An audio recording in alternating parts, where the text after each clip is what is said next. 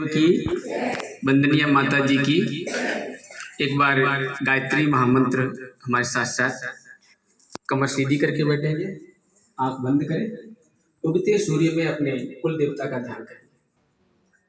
ओम भूर्भुवः स्वाहा तत्सवितुर्वरेण्यं भर्गो देवस्य धीमहि धियो यो नः प्रचोदयात्।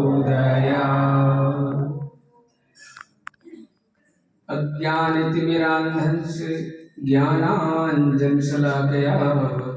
चक्षुरुन्मीलितं येन तस्मै श्रीगुरुवे नमः। तस्मै श्रीगुरुवे नमः।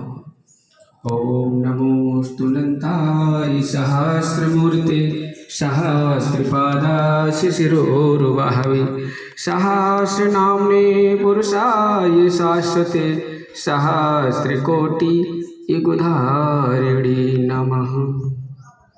कण कण में व्याप्ते परमात्मा सत्ता, ऋषि सत्ता माँ गायत्री परम पूज्य गुरुदेव के चरण कमलों में सत्संग बंधन के साथ त्याग, बलिदान, समर्पण और पराक्रम की पावन भूमि मेवाड़ की मातृशक्तियों को और आत्मीय भाइयों को सत्संग नमन बंधन। धन्य है ये मेवाड़ की पावन भूमि। और हमारा कोई दुर्भाग्य रहा होगा, इस पावन मेवाड़ भूमि में हमारा 16 महीने का अन्न जल था और हम सुना करते थे कि निश्चित मेवाड़ एक ऐसी पावन भूमि है जिसको त्याग, समर्पण और हाड़ हराने की पावन भूमि है।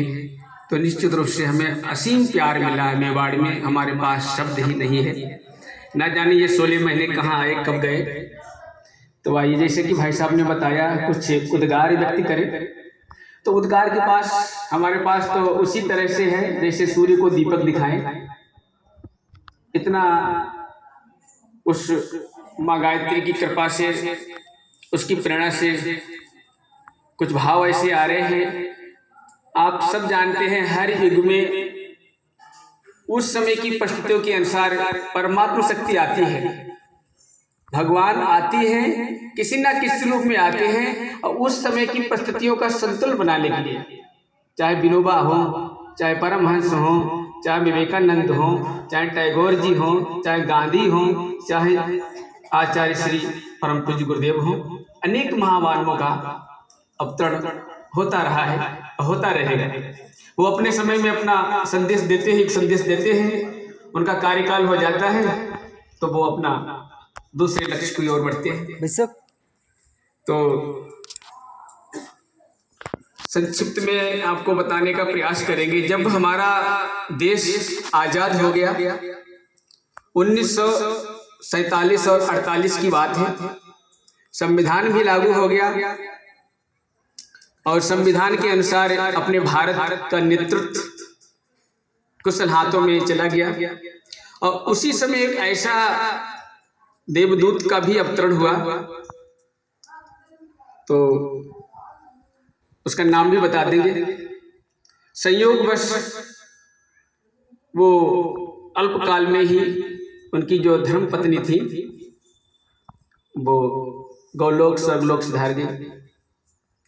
मन में बड़ी टीस थी, पीड़ा थी, देश के लिए, समाज के लिए, राष्ट्र के लिए।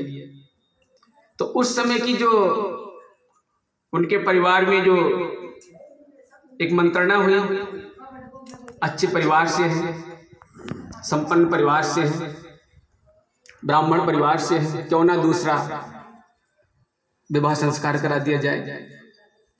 लेकिन उनके अंदर पता नहीं ऐसे आत्मतर्पण हुआ कि नहीं, एक जो पत्नी जी थी उसका ही इतना ऋण हमारे कंधों पर है, अब उसका ऋण तो उतार नहीं पाया, एक दूसरा और ऋण।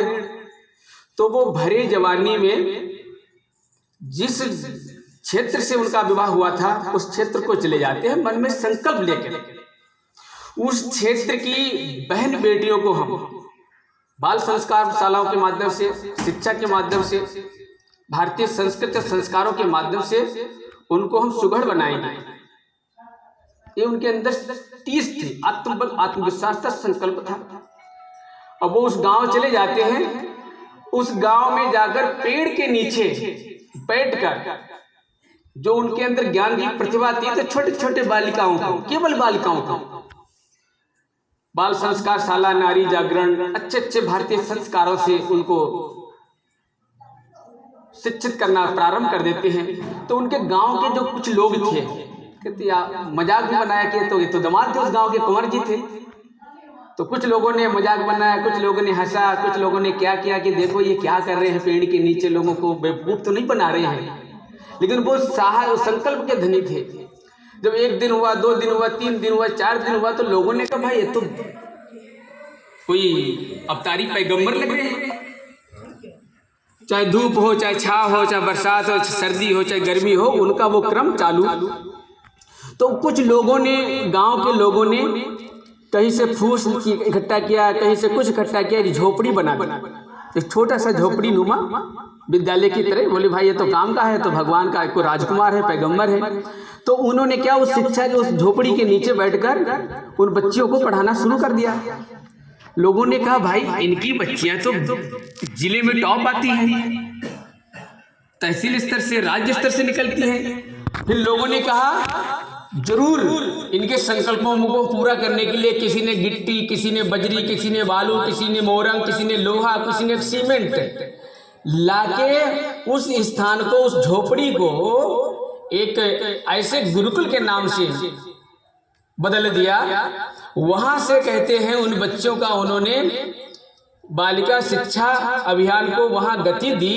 धीरे धीरे धीरे धीरे कहते हैं स्थान जो था वो एक पेड़ से, झोपड़ी से वह स्थान बालिका वनस्थली महाविद्यालय जयपुर राजस्थान में, उसके सूत्रधार थे माननीय हीरालाल शास्त्री जी, जो राजस्थान के सीएम भी रह चुके।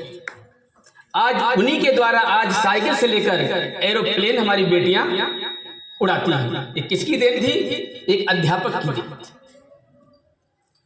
तो हम उस शख्सियत का नाम तो नहीं लेंगे, वो पैगंबर भी है इतिहास के, मेवाड़ के इतिहास में, राजस्थान के इतिहास में।